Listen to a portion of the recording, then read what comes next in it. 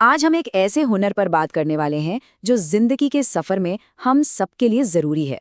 पर सच कहूं तो इसे सीखना उतना ही मुश्किल भी है। ये हुनर है जाने देने की कला। तो चलिए डॉक्टर विकास दिव्यकीर्ति के नजरिए से इसे समझने की कोशिश करते हैं।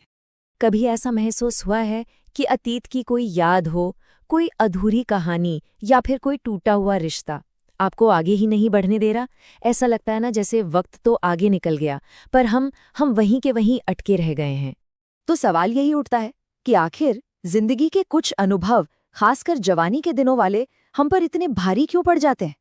चलिए इस बोझ की असली वजह को जरा समझते हैं। डॉक्टर दिव्यकीर्ति कहते हैं कि ये जो उम्र होती है ना, ये भावनाओं का एक तूफान है।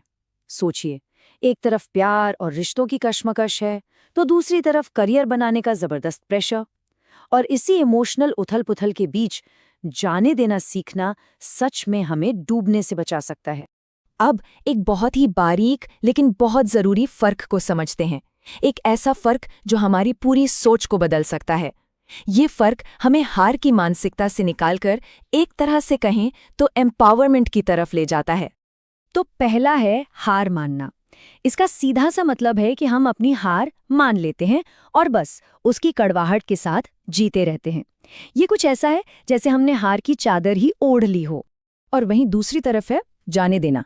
ये एक बहुत ही पावरफुल फैसला है।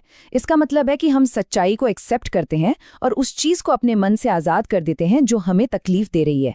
ये अपनी मेंटल पीस को, अपनी मानसिक शांति को चुनने जैसा है।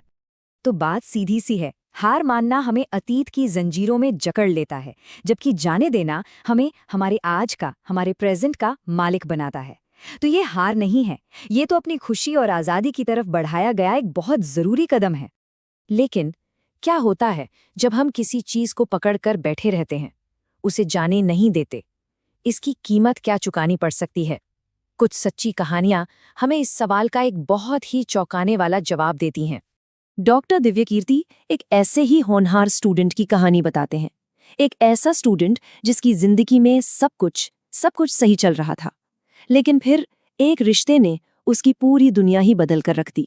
वो उस रिश्ते के टूटने का दर्द बर्दाश्त ही नहीं कर पाया। उसके लिए ये ऐसा था जैसे उसकी पूरी दुनिया पल भर में उजड़ गई हो।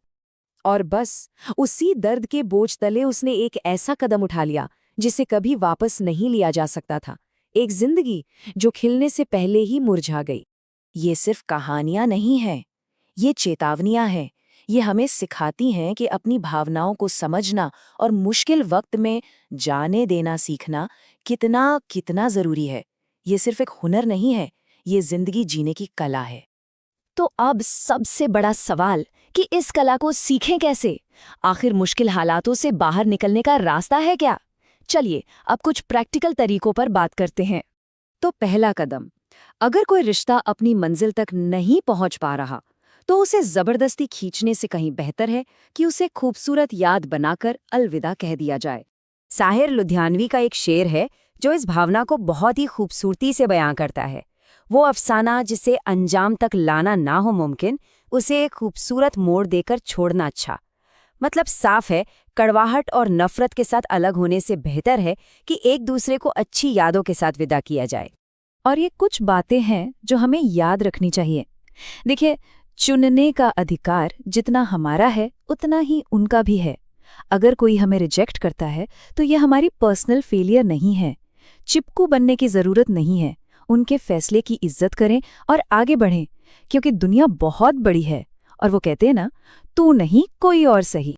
चलिए अब इस सफर के सबसे पावरफुल पड़ाव पर चलते हैं, जहां हम सीखेंगे कि कैसे हर हार को भी एक तरह की जीत में बदला जा सकता है।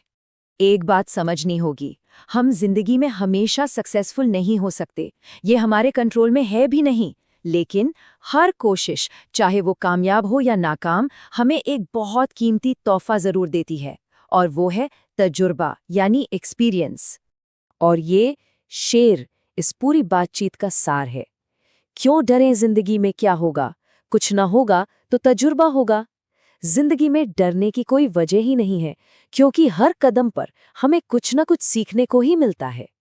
तो अगली बार जब जिंदगी हमारे सामने कोई चुनौती रखे, तो सवाल ये है कि हम उसे एक बोझ समझेंगे या एक नया अनुभव।